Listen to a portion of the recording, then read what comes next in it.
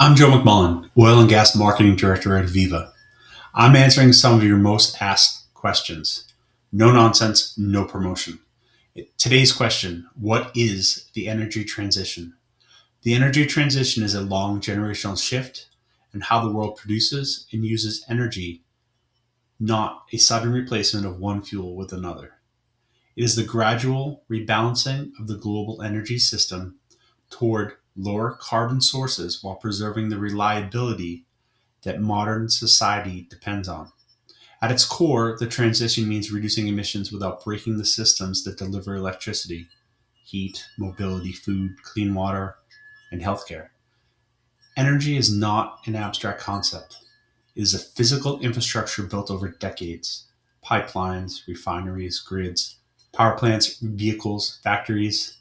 Those systems cannot be turned off safely until alternatives are built, scaled, and proven.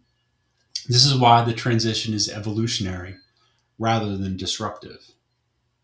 Fossil fuels decline only after cleaner options are reliable, affordable, and available at scale.